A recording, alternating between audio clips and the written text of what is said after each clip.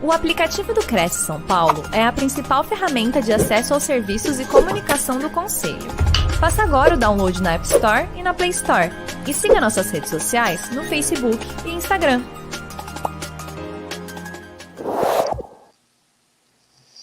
Boa noite a todos que nos acompanham neste momento.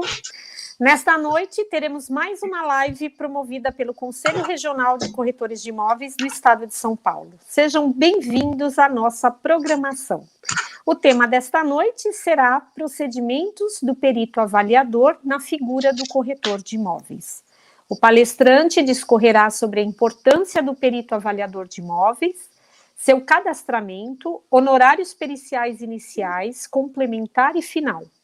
Também explicará como proceder em caso de impugnação por diversos motivos e na contestação do perito, corretor de imóveis, na execução da perícia, pedido de apoio policial e diligência judicial. Acompanhem nossa programação diária pela TV Cresce, Instagram, Facebook e YouTube. Façam suas perguntas, interajam, enviem seus comentários ao vivo. Para discorrer sobre os procedimentos do perito avaliador na figura do corretor de imóveis, convidamos o ilustre Ricardo Caires dos Santos. Ele é bacharel em Direito, pós-graduado em Direito Penal e Processo Penal, professor convidado da Escola Superior de Advocacia ESA de Guarulhos, instrutor na Escola dos Policiais da Guarda Civil Municipais na cidade de Embu das Artes e delegado distrital do Cresce, Delegacia de Guarulhos, São Paulo. Com vocês, Ricardo Caires. Ricardo, boa noite, seja muito bem-vindo. Boa noite, Tânia. Boa noite, presidente Viana, a todos que compõem aí o nosso conselho. Boa noite a todos que nos assistem. E hoje a gente vem aí trocar um pouco de ideia, transmitir conhecimentos aí para todos, né? Espero que todos compartilhem, façam pergunta para que a gente possa trabalhar mais nossa mente, para que a gente possa produzir como peritos avaliadores aí nesse Brasil afora, tá? Então, como a Tânia falou, iremos falar sobre dos procedimentos que cabe ao perito avaliador na figura de corretor de imóveis, que é uma grande dúvida. Corretor de imóveis pode ser perito? Olha só. Então, iremos falar sobre isso hoje, Tânia, tá? Quando eu estiver liberado para passar os slides, é só me avisar. Pode passar, Ricardo, fica à vontade, é só você... Então, vamos lá. Compartilhar aí a tela e já...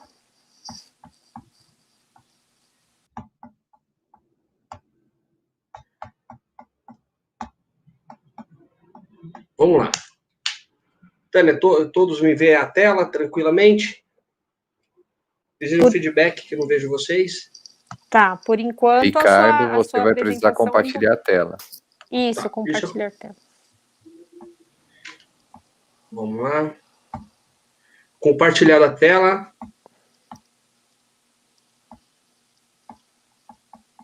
Acho que agora foi, correto? Vocês conseguem ver minha tela de fundo, material, os slides? Tá chegando, tá ok. Só clicar em ocultar. Ótimo. Vamos lá. Então, como foi falado, o procedimento do avaliador. Olha que interessante. Primeiro, temos que falar sobre a legislação que fala do perito, né, da prova pericial. Por quê? Falando sobre isso, vamos entender a questão do corretor de imóveis. O corretor de imóveis, quando ele é inscrito ao Conselho dos Corretores, ele tira chamado Cresce, né, sua credencial. Ali ele se transforma um profissional técnico no que diz nas transações imobiliárias. E a legislação, ela fala sobre isso, tá? E o artigo 156 do Código de Processo Civil, na lei 13.105, de 15 de março de 2015, ele fala sobre esse profissional, onde que o corretor de imóveis, ele se encaixa perfeitamente dentro dessa lei, né, dentro dessa legislação. Olha que interessante, dentro daqui, ó, dessa legislação, afetou diretamente a atuação do profissional no que diz o assistente técnico. olha só que interessante. O corretor de imóveis, ele pode atuar como só perito avaliador.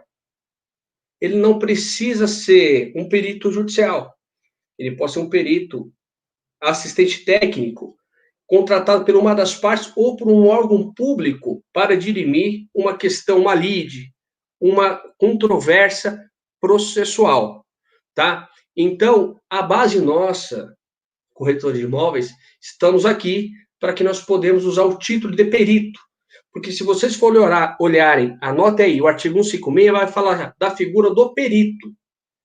Ele não fala judicial nem assistente, ele fala do perito, correto? E aqui a gente fala do ordenamento para que fique melhor entendido a questão nossa. Olha só, estamos aqui do lado esquerdo de quem olha, juiz. Do lado direito seria o Ministério Público. A ordem pode se alterar, tá? Que é só para vocês entenderem. Perito do juízo é o chamado perito judicial, tá? Por que eu coloco corretor de imóveis? Porque o corretor de imóveis ele pode entrar na figura de perito do juízo para dirimir aquela questão, resolver aquele problema que está sendo discutido sobre uma herança, sobre um valor mercadológico daquele imóvel, de um terreno, ou mesmo sobre um valor de um aluguel, certo? E aqui eu trago também, olha só que interessante, o requerente, o requerido. E aí, do lado do requerente, vai ter um perito assistente. Lembra que eu falei aqui anteriormente na lei que essa lei 13.105 de 2015, ela fala diretamente do assistente técnico, está aqui, ó. Essa figura. Tanto você pode estar pelo lado do requerente ou do requerido, ou réu ou autor, melhor que vocês quiserem interpretar, tá? Então, aqui, ó, se é um ordenamento processual, quem vai emitir o laudo é o perito do juízo. Parecer técnico são esses aqui, ó, os assistentes técnicos, tá? Então, o ordenamento do perito corretor de imóveis está nessa linha processualmente falando, tá? Aqui também eu achei interessante trazer a distinção do perito judicial e assistente técnico. O perito judicial é o nomeado pelo magistrado e o perito assistente técnico contratado pela uma das partes, correto? E tem o perito extrajudicial. É o perito que atua em demanda extrajudiciais, como, por exemplo, os processos administrativos, arbitragem, dissoluções de sociedades, avaliações de bens. Lembra que eu falei anteriormente? Você pode ser contratado por uma das partes, por um sócio, está acabando a sociedade, tem que avaliar aquele imóvel, ou mesmo por um órgão público, né? Você vai atuar como assistente. E o perito oficial é o perito concursado, tá? Então, nós temos aqui 4 figuras. Perito judicial, nomeado. Perito assistente, pelas partes, certo? E o perito extrajudicial é também contratado pelas partes, mas ele vai estar atuando em outras esferas, tá? Que é a parte administrativas, tá? E o perito oficial concursado, né? Que é o perito da polícia científica, tanto federal ou estadual. Mas vamos para o foco nosso aqui. O conceito de perícia. Olha só. Perícia pode ser um estudo desenvolvido por um especialista ou técnico. Veja, ou técnico. O corretor de imóveis, ele entra aqui, ó. Técnico. Certo? Técnico. É um assunto confiado por um juiz, um tribunal ou outra autoridade, incluindo a apresentação de um relatório. Esse relatório é do perito, que nada mais ela se torna um relatório, uma prova pericial. Então, olha só, se você pegar o nascimento do seu registro como corretor de imóveis, se você analisar a lei no pé da letra, você já é um perito. Aí você me fala, Ricardo, é a questão do KNAI. KNAI é uma outra questão, tá? Que vai te lapidar para que você possa trazer o seu PITAM, que nada mais é que um parecer técnico, um laudo, mais aprimorado, com mais técnica, né? Mas o que a gente tem que falar da essência do corretor, porque fica muito frágil. Eu vejo muito o conselho dos engenheiros bater, o corretor não pode fazer aquilo, o corretor não pode fazer isso, tudo uma mentira. Tudo no que diz avaliação mercadológica, nós podemos fazer. Anote aí, por favor. É o chamado capacidade postulatória. Você está capaz de postular aquilo. Você pode exarar. Por quê? O conceito já nos diz o que é, que somos técnico. O técnico, ele pode emitir seu relatório. Esse relatório nada mais é que a perícia, o relatório do que você estudou, analisou, que a gente vai estar falando aqui um pouco mais para frente, tá? Se houver perguntas aqui, por gentileza, eu não estou vendo vocês podem já estar me passando. Vamos lá, continuando. Definição de perícia. Porquanto sendo a diligência realizada como meio de prova, olha só, como meio de prova por pessoa ou pessoas físicas com finalidade de apurar tecnicamente, olha só, tecnicamente um fato, ou princípio, escopo de uma instrução, de um procedimento. Ou seja, o que é isso? É um ato pericial. Você está analisando aquela questão. Qual a questão que nós, corretores, podemos atuar? Avaliação mercadológica. Avaliação de quanto vale um terreno, um galpão, um prédio, uma casa, um ponto comercial, ou mesmo uma cidade ou um bairro. Então, aqui, a definição está bem aí. Então, já trouxemos aqui o quê? A figura do corretor de imóveis na figura de perito, tá? Aqui, para que a gente possa aprofundar nos nossos procedimentos, tá aqui, ó. Artigo 464 do Código de Processo Civil, diz lá, prova pericial. A prova pericial consistirá em exame, vistoria ou avaliação. Poderá ser determinada por ofício ou requerimento das partes. Lembra que eu falo lá no início? Vamos voltar lá rapidinho aqui, só para vocês verem, para não perderem. Por juiz, ou requerente, ou pelo requerido. Vai que é uma separação. Né? Uma das partes pode requerer. Certo? E voltando para a página 8, diz lá. Exame. O que seria o exame? Vou deixar vocês pensar rapidinho aí. 3 segundos. Exame para o corretor de imóvel na figura de perito, anote aí. Ele vai examinar os documentos. Os documentos. Tá? Escritura, IPTU, registro, se a área está em uma área rural ou uma área de mangue, área preservada ou lugar de bens tombado e afins. Então, ele vai estudar o quê? Documentos que falam sobre aquele imóvel. Se ele está apto a ser vendido, se ele tem algum problema judicial sobre ele, tá? Então, esse primeiro ato. E se cobra. Então, quando alguém for contratar vocês, corretores ou corretoras de imóveis, na figura de peritos avaliadores, você vai mencionar o artigo 464 e vai selecionar lá 3 itens, porque o artigo 464 ele fala lá, exame, vistoria ou avaliação. No nosso caso, não. Exame, vistoria e avaliação. São 3 atos que iremos percorrer, correto? Vamos lá. O primeiro, exame. Via toda a documentação que se diz a respeito do imóvel, certo? Isso é exame, tá? Segundo, vistoria. Você vai em loco. O que é em loco? Você vai no local onde está aquele imóvel, ou uma área, ou um apartamento, o que seja o imóvel. Você vai vistoriar presencialmente. Aqui já é o segundo ato. E por cada ato, você cobra isso. Eu dou uma sugestão. Para cada ato, eu cobraria um salário mínimo. Tá? Aqui já teria 3 salários mínimos. Olha só.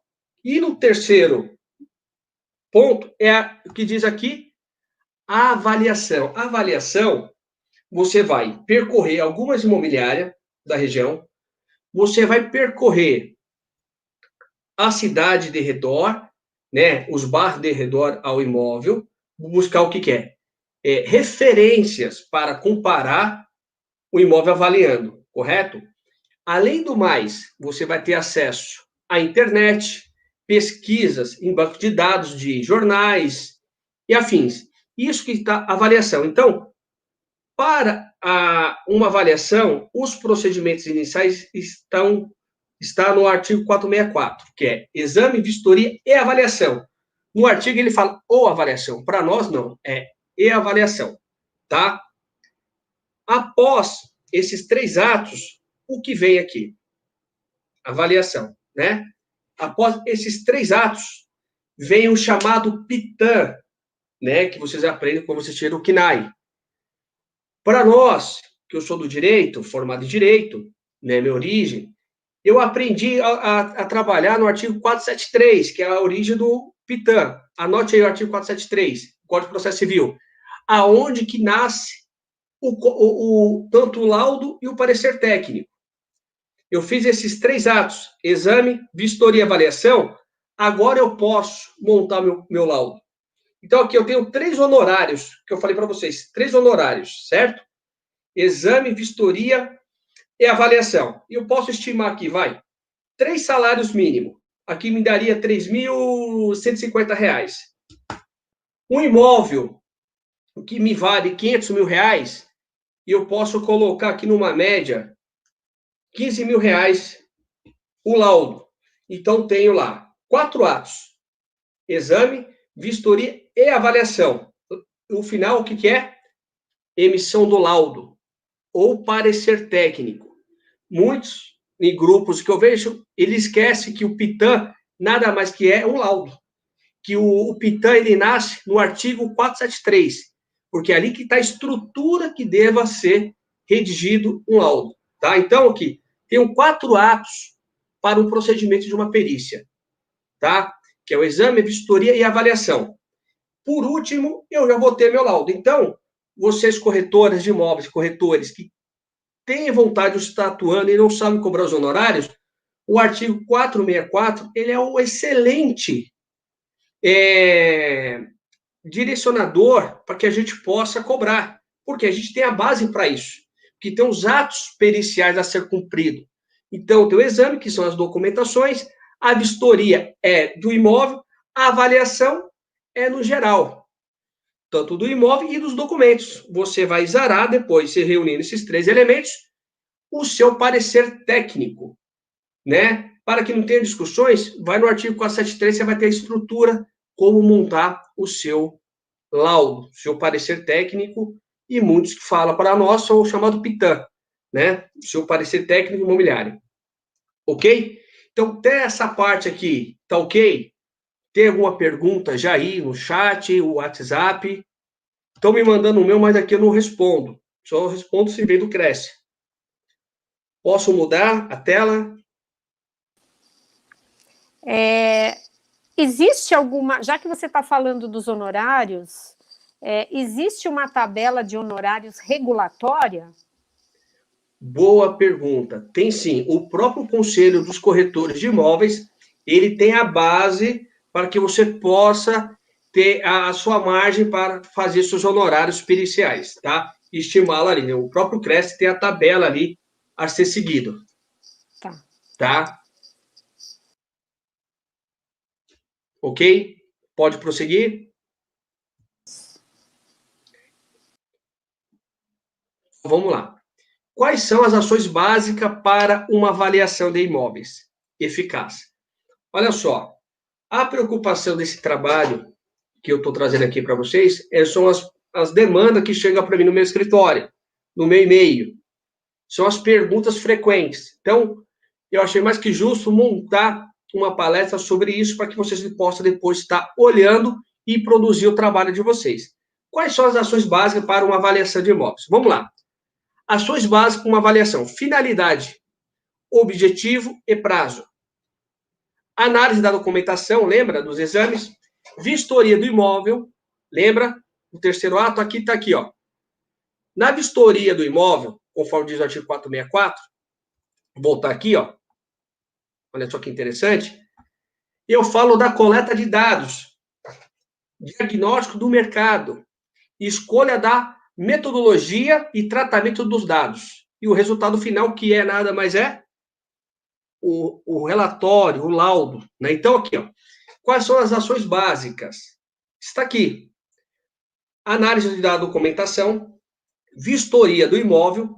Exemplo, por que tem que se vistoriar o imóvel? Você vai no imóvel, a pessoa fala, ó, o imóvel ele tem porcelanato, tem janelas de alumínio, ele descreve o imóvel. Quando o juiz fala assim, ou a parte fala assim, vai de fato ver lá esse imóvel, o perito avaliador, ele vai falar, opa, o imóvel não tem porcelanato. O piso aqui, conforme pesquisa, já tem uns 10 anos. Janelas estão quebradas. Ou seja, a vistoria é para trazer a fonte real como o imóvel está na presente data avaliando. Tá? Então, a vistoria é de suma importância, por isso tem que ser cobrado a cada ato. A documentação, por causa pode ter dívida em IPTU, dívida em processo judicial e outras questões, tá? Então, os procedimentos. Quais são as ações básicas? Coleta de dados. Lembra que eu falei? Você vai visitar imobiliárias, imóveis similares, né? Para que você possa ter uma ideia. Diagnóstico do mercado. Vamos supor, se é uma área que tem vários comércios, você tem que ver se aquele comércio ali, aquele valor daquela locação está dentro do que está sendo cobrado, discutido entre eles. Você tem que ir lá saber se de fato está acontecendo. A escolha da metodologia são os estudos, né? O que você vai trazer de informações. E o tratamento de todos os dados, né? Vai lapidar as informações. Que seria isso? O imóvel vale 300 mil. Está muito distante do que você está falando. O que você está falando é 220. Então, você vai trabalhar 220 até 260. 180, 190. 170 mil. Então, você vai ter uma balança. Isso aqui que se diz o que é o tratamento. Ok? E continuando aqui. Qual é o objetivo de uma avaliação imobiliária? A avaliação nada mais é da seguinte maneira. A avaliação funciona como um termômetro para que seja possível verificar se o produto, no caso, o imóvel, está de acordo com o mercado, tendo como objetivo definir o seu valor junto para a comercialização. Você está vendo como cada ato puxa um outro ato? O artigo 464 ele traz todos quais são as ações básicas para uma avaliação eficaz, certo? E aqui a gente traz o quê? Qual é o objetivo de uma avaliação imobiliária? Nada mais é que definir o valor justo para aquele imóvel que está naquela presente lide, discussão, problema. A gente costuma brincar naquela treta, né? Naquela discórdia total, né? Naquela contenda. Então é isso. Né? O objetivo de uma avaliação imobiliária é para resolver aquelas questões ali conflitantes. Como é feita a avaliação de imóveis? Isso eu já vim explicando anteriormente para vocês. Vamos lá. A avaliação do valor do imóvel é um item que consta na tabela dos conselhos dos corretores. Este valor varia para, né, como nós tínhamos falado anteriormente aqui, de 1% sobre cada avaliação. Se o imóvel vale 1 milhão, você cobra 1% sobre ele, tá? Mas ali você pode se aprimorar com a tabela propriamente do Cresce, tá? E aqui, quem pode ser um avaliador de imóveis? Olha lá. Acho muito interessante. Parece que as perguntas são iguais, mas quando a gente começa a destrinchar cada uma delas, a gente vai entendendo qual que é o nosso ordenamento. São os 3 tipos de profissionais que podem atuar. Pode fazer avaliação acompanhada de um laudo com validade jurídica. Olha só. Os corretores de imóveis, avaliadores, os engenheiros, arquitetos. Também feita numa pesquisa de propriedades similares. Ou seja, qual que é o objetivo dessa pergunta aqui? Quem pode fazer uma avaliação? Corretor de imóveis, na figura de avaliador. tá? Porque eu friso sempre sobre isso. Porque alguns engenheiros aí debatem muito, eu já tive situações, nem lá falar que não tinha capacidade postulatória. E eu falei, você está colocando uma inverdade no processo. Porque a própria lei fala, no seu artigo 156, que o juiz será assistido por perito, né? Quando a prova do fato depender de conhecimento científico ou técnico. O corretor é técnico. Então, ali a lei já base, já me dá todo esse respaldo.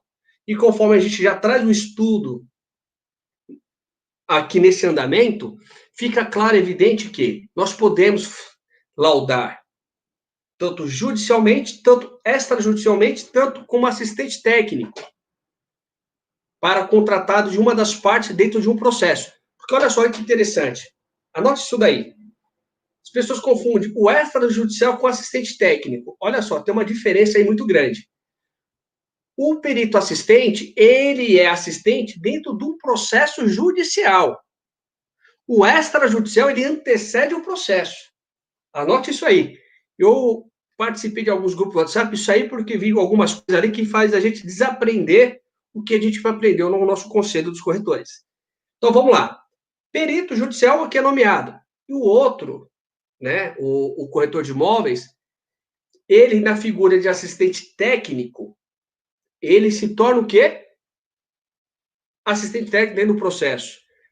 E o extrajudicial, nas partes que foi falado em órgãos públicos e administrativo. Então, tem essa vertente. Então, é separado o assistente técnico do extrajudicial. Assistente técnico, ele fica dentro de um processo, o extrajudicial fora do processo. Quando você faz um relatório, um parecer técnico extrajudicial, ele vai para dentro de um processo, você se transforma tanto num perito assistente técnico ou num perito judicial. Por que ou judicial? Porque o Código de Processo Civil, salvo engano, o artigo 471, não me lembro um inciso ou parágrafo, eu sei que ele traz lá, falando que se o corretor, né, o perito avaliador, num processo consensual, o que é consensual? Amigável, for nomeado pelas partes, ele cumprir o currículo de um perito judicial, ele pode ser dado como perito judicial do processo. Olha que interessante. As pessoas falam, é muito difícil ser um perito judicial. Daqui a pouco você pode entrar com um perito judicial num processo, você ter feito um laudo um ano atrás como assistente técnico, como extrajudicial, essas partes vão em juízo para discutir, mas eles estão em comum acordo, é o consensual, aceita seu laudo, o juiz te aceita, automaticamente você vira um perito judicial. Então, tem vários caminhos para o perito corretor de imóveis se transformar em um perito judicial dentro de um processo, tá? Essa dica acho que fica bem legal aí, que vocês podem chegar com o perito judicial por um outro caminho que o próprio Código de Processo Civil nos garante na questão do perito consensual, tá? Que é aceito pelas partes. Vou mudar de slide. Tem alguma pergunta para nós? Como que está aí? Sim, Ricardo. O Luiz Cláudio, de Jundiaí, ele pergunta como me apresento para trabalhar como corretor avaliador para o juiz. É Luiz o nome dele, né? Isso, Luiz Cláudio. Luiz Cláudio, muito obrigado primeiramente, tá, pelo acompanhamento. Luiz, hoje existe o cadastro dos peritos avaliadores. Quando eu comecei a atuar em final de 2006 para 2007, precisávamos ir visitar os fóruns. Hoje não precisa mais. Você faz o seu cadastro ao site do TJ, da São Paulo Jundiaí, faz o seu cadastro. Uma dica que eu te dou, você visitar alguns escritórios de advocacia e dar seu cartão e falar que você está à disposição ali para atuar até em casos pro bono. O que é pro bono? Gratuito. Por que gratuito? Muitas das vezes você acaba ofertando aquele trabalho para você mostrar seu conhecimento para as demandas que possa vir lá na frente. Então, a dica que eu posso te dar, Luiz, é essa. Procurar vários escritórios de advocacia, se apresentar, até se colocar em casos gratuitos, né, se você puder, e ali vai abrir os caminhos para você estar atuando. Lembra que eu falei? Talvez você pode entrar num processo e começar a trabalhar para o juiz dessa forma, extrajudicial, e esse laudo que você, se parecer tal, você fez extrajudicial, e para juízo, e você se transformar ali em um perito judicial e começar a trabalhar para aquela comarca ali, tá? Então, a dica que eu tenho é essa aí, Luiz. Ricardo, Oi. Chegou mais uma pergunta aqui do José Carlos, via YouTube. Ele fala: devemos sempre aceitar os valores conforme tabela das TJUS ou podemos propor o valor justo? Olha só, José Carlos, você está bem, meu amigo? Muito obrigado pela sua presença, primeiramente. Olha só, se for defensoria pública, já está estipulado. Você pode peticionar, pedir um complemento, você vai ter que justificar o que você está pedindo. É questão de carro, horas de trabalho e tudo mais, tá? Quando você é nomeado e diz lá na sua nomeação lá, estimar seus honorários, aí você vai estimar, ali você vai falar os seus honorários. Lembra? Anota o artigo 464. Você tem que justificar seu trabalho.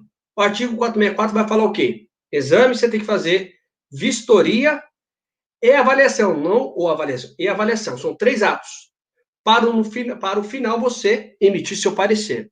Então aqui você consegue mostrar o quê? Uma complexidade, né? Um trabalho árduo. Então aqui você pode aumentar, até mesmo para o complemento da defensoria pública, né? Que você pode vir gratuitamente, você fazer esse pedido para que você possa ter um aumento aí nos seus honorários, tá? É isso. Mais alguma pergunta? Temos mais uma do João, via YouTube, João Cassisa. Boa noite. Perito avaliador judicial deve usar distintivo? Olha que legal. Isso aqui está para o final. Eu vou explicar isso. Olha só. Tanto o perito avaliador e o judicial, ele pode, porque não. Olha só, João, vou adiantar uma coisa para você. Você tem que entender o quê? Se tem alguma coisa que te proíba usar. Se a lei te proibir, ótimo. Eu vou te mostrar umas credenciais que eu utilizo no final dessa palestra, que está telas lá, que as pessoas me perguntam muito, tá? Se me permitir, eu vou deixar para explicar um pouco mais, mas só adiantando, não tem nada que nos proíba de quando você identifica que o distintivo diz o quê? Você está distinguindo do que você faz. Se no seu está lá, perito avaliador, corretor de imóveis, ótimo. Você está dentro. Perito judicial, você tem nomeação para aquele processo? Também não vai ter problema. Porque você tem um documento oficial. Isso eu vou mostrar no final da nossa palestra aqui, que já está até separado. Mais perguntas? Temos mais algumas aqui. O Wilton, ele quer saber, ele fala: boa noite. Alguns órgãos, como o IBAP, CAL e CONFEA, têm feito alguns movimentos na intenção de limitar ou mesmo tirar os corretores do mercado de avaliações. Como isso tem sido visto no Poder Judiciário? Wilton, muito obrigado pela sua pergunta. Isso é uma balela, porque o que manda é o Código de Processo Civil. Se você pegar lá julgados 92 e 80 alguma coisa, já fala que o juiz fala, o melhor expert para avaliação é o corretor de imóveis. Então essa cadeira, ninguém nos derruba. Lembra que eu falei no início? O que se falar que a avaliação mercadológica é nosso. Não podemos adentrar na parte estrutural. Então, no que diz a parte de avaliações mercadológica de um imóvel, tudo é nosso, tá? Então, isso é balela. Deixa eles brigar, fazer movimento, que eles vão nadar e morrer na praia, onde estiver nadando, ou no rio, ou na banheira, tá? Hilton, muito boa a sua pergunta, que várias pessoas vêm perguntar. É isso, tá? Só findando, você vai no artigo 156, que fala lá, o juiz será assistido por perito quando a prova do fato depender de conhecimento técnico e científico. O corretor, ele não tem só o técnico, ele tem o científico. Por que o científico? Ele faz pesquisas, né, do objeto periciando, tá? Estamos previsto dentro da lei, tá? Então, a gente não tem o que nos derrube da nossa atuação como peritos avaliadores. Ótimo. Tem mais alguma pergunta? Não, podemos continuar. Ótimo, então, vamos lá. Ó, como elaborar um laudo de avaliação? Anote aqui, o artigo 473, Código de Processo Civil, definir como objetivo a avaliação se, para venda ou locação, alienação, entre outros, caracterizar a finalidade para que servirá o laudo, identificar e descrever o imóvel, verificar medidas, ter atenção ao prazo limite para a apresentação do seu laudo. Então, ou seja, você tem que seguir esses critérios para redigir o seu laudo, né? Eu digo não só o seu laudo, o seu parecer técnico e o seu relatório, tá? Eu sempre falo, volta ao artigo 473 do Código de Processo Civil, que vai mostrar todas as características que deva constar dentro de um parecer ou laudo judicial, entre aspas, PITAM, ok? Os diferentes métodos de avaliações. Avaliar imóveis é trabalho para profissionais e requer grandes conhecimentos acerca do ramo imobiliário e das práticas, né? Então, assim, é de domínio sobre os métodos de avaliações, regulamentos, tem o IBAP, que dá uma base para nós, né? E o próprio Conselho dos Corretores também tem a nossa base, então a gente tem um universo aí de métodos que nós podemos utilizar para chegar na nossa avaliação. Mas o objetivo da nossa palestra, o que é? Os procedimentos, tá? Eu trouxe um pouquinho disso aqui para mostrar para vocês o que vocês podem estar trabalhando dentro das suas avaliações. Método comparativo, direto de dados no mercado, né? Ou comparativo pelo próprio IBAP também, que ele nos traz aqui. Ok? Aqui a gente também passa um pouco mais rápido. Após levantado esses dados, são comparados os mesmos de outros imóveis similares e, assim, contribuir no valor do imóvel avaliando, tá? Então, os métodos comparativo e após você vem atribuindo a sua avaliação, tá?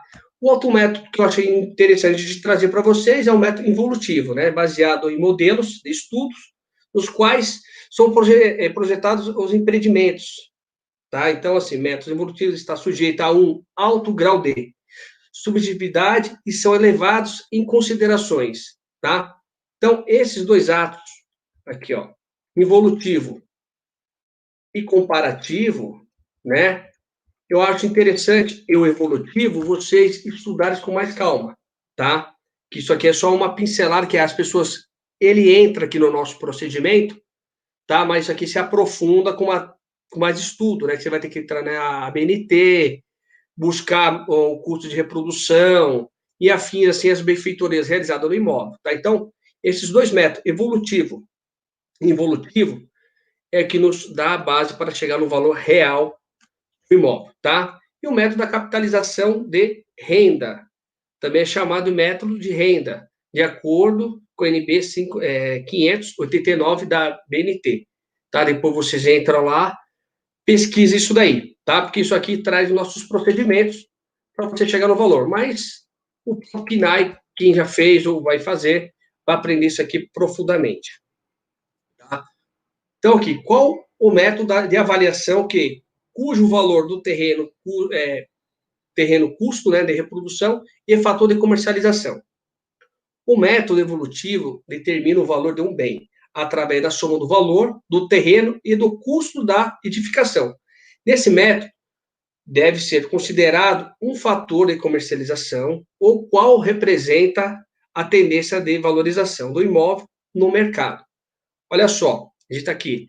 Se a gente voltar um pouquinho aqui, ó, e nós já tínhamos falado, aqui, ó. Aqui, ó. Quais são as ações básicas para uma avaliação? Finalidade, objetivo e prazo, análise do documento, vistoria, coleta dos dados e tratamento dos dados. E escolha do quê? Da metodologia, diagnóstico do mercado e a coleta. Então, aqui, ó, a coleta, diagnóstico, escolha da metodologia e o tratamento que vai nos dá base aqui nessa parte da avaliação do valor de um terreno, tá? Que é o método evolutivo, que demos uma passada muito rápida sobre ele, tá? E aqui a gente agora vai para a parte que a gente já está se encerrando do nosso trabalho, né? Que é o que é o fator de comercialização. O fator de comercialização também é chamado de terceiro componente ou vantagem da coisa feita.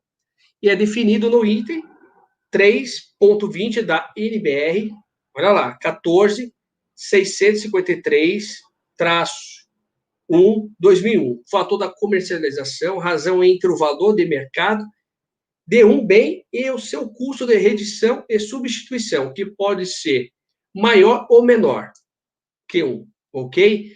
Então, os nossos procedimentos, eles se dão o quê? Tudo isso aqui, ó. A gente falou do nosso início, tá? A base se dá no artigo 464, que a gente vai ter a base do nosso procedimento, que é exame, vem a vistoria e a avaliação. Aí depois a gente vem mostrando cada ato.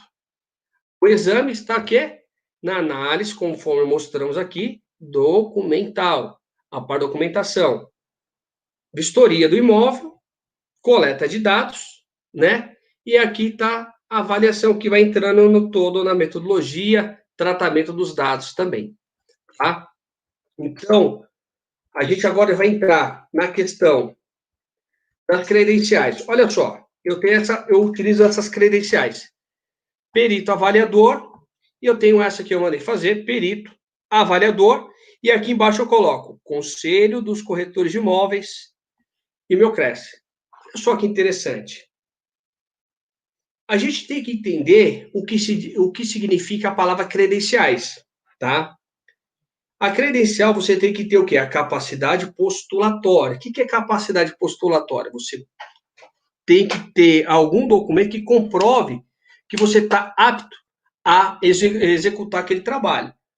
Lembra que eu falei? Quando você tira o Cresce, você já está apto a ser o quê? Um corretor. E o corretor de imóveis, na sua atuação, você é um perito avaliador. Por quê?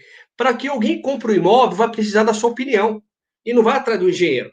Ele vai sobre a avaliação, a opinião de um corretor de imóveis. Então, ali, você já está dando um parecer técnico verbal. E se você passa para o papel, é um documento jurídico, com força probatória, né, de um laudo, por um técnico. Então, para responder, acho que a pergunta do João ou do Wilton, perdão, acho que é do Wilton, que fala que tem alguns lugares que está querendo derrubar a atuação do perito avaliador, é mentira, por causa dessa demanda que nós temos, tá? Olha só, aqui tá essas credenciais. Aí agora a gente vê aqui, ó, sinônimo de credenciais. Olha lá, significado de habilitar.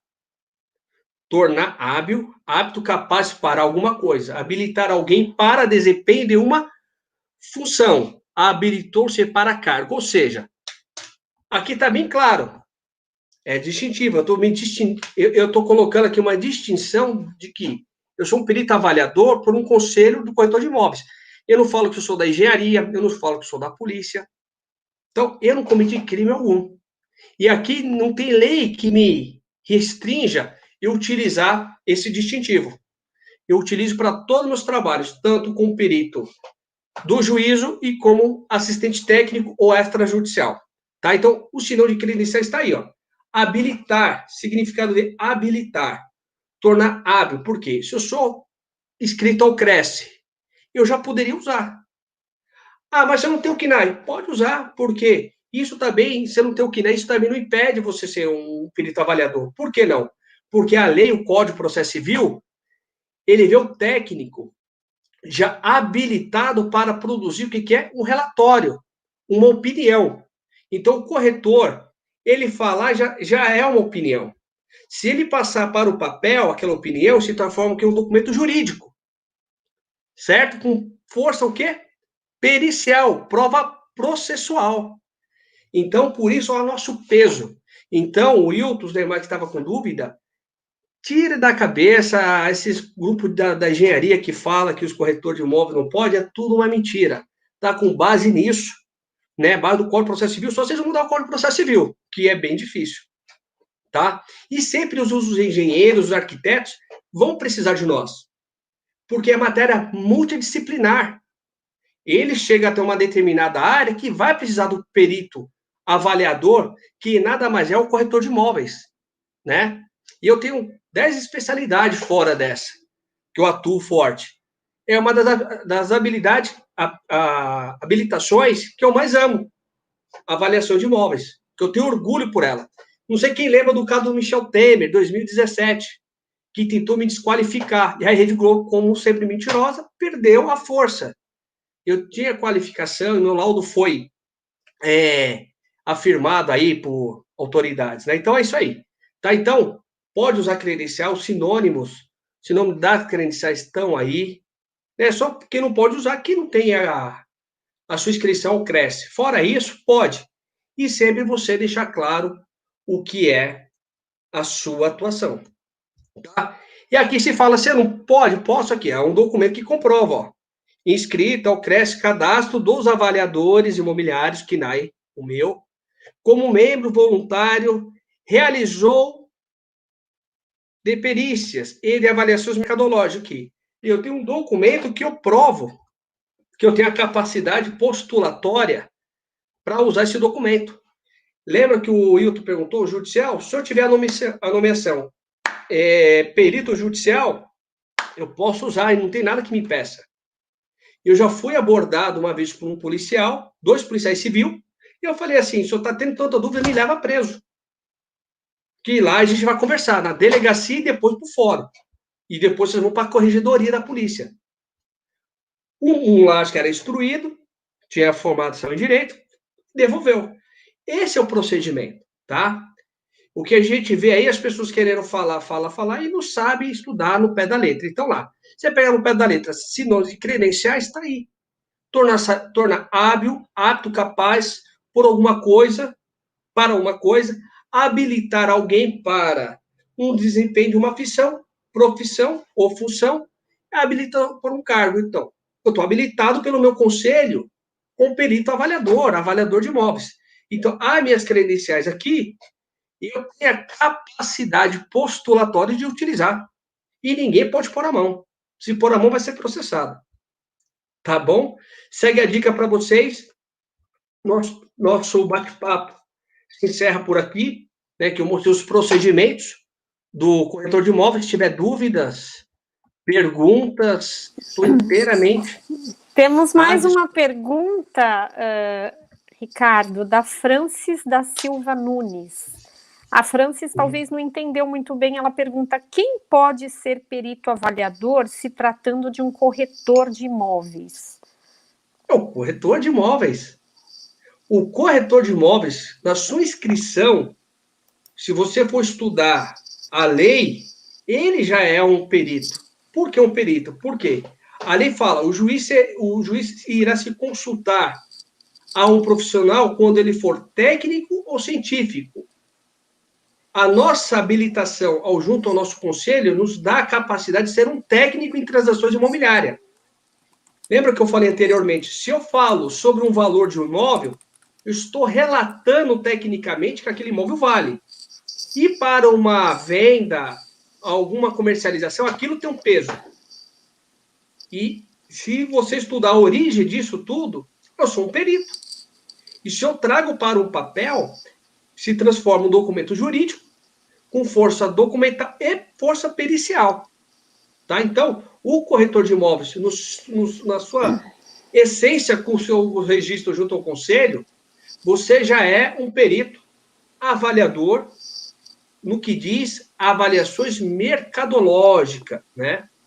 É isso daí, França. Ricardo, acho que vale a pena a gente dizer que o CRES ele oferece o curso em EAD de avaliação imobiliária, né? É um curso super concorrido, então você se inscreve, quando abrem as inscrições, tem que olhar no site, você gratuito, se inscreve, né, gratuito, e você pode fazer, é um curso muito procurado, tem dias, muitas vezes, quando abrem as inscrições, rapidinho Os acaba. profissionais é de alta capacidade, sabe? Eu te falo assim, eu devo muito hoje, nas minhas outras especialidades que eu tenho, e reconhecida, através da expertise da avaliação, que eu sou formado em Direito, né? O que foi aflorando, me aprofundando, foi avaliações mercadológicas. Depois eu fui galgando outras especialidades, né? Mas toda a base foi a parte de avaliadores, né? Como corretor ali, trabalhando, né? O interessante, Tânia e os demais, quando eu ingressei para tirar o Cresce, eu já tinha atuado como estágio em 2001, quando eu trabalhava na Justiça Federal fazendo estágio na faculdade. Aí, em 2006, eu comecei a estudar para tirar o Cresce, mas eu já entrei já com foco de tirar o Cresce, não trabalhar como corretor, mas como perito avaliador. Uhum. Já entrei com objetivo. E o Cresce me deu toda a base, né, de estudos gratuitos, bases, né, o próprio conselho, os profissionais que eu fui buscar.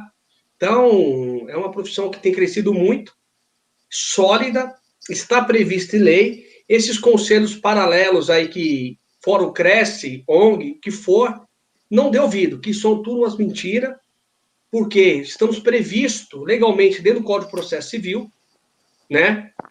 E a nossa atuação, ela é necessária, eficaz e é insubstituível, tá? Lembrando que eu falo, tanto um engenheiro, um arquiteto, sempre irá precisar de um corretor de imóveis, porque é uma matéria multidisciplinar e quem entende mais nada que isso são os corretores de imóveis. Se você pegar um Império Romano, tempo dos canônicos lá, direito romano, quem fazia as avaliações da divisa? Era o corretor. Aquele figura que pegava lá um jornalzinho embaixo do braço, com as anotações, ia visitar lá as regiões de divisa de rio e tudo mais. Que esse, nada mais que é o corretor de imóveis atual. Então, a profissão nossa é muito antiga lá.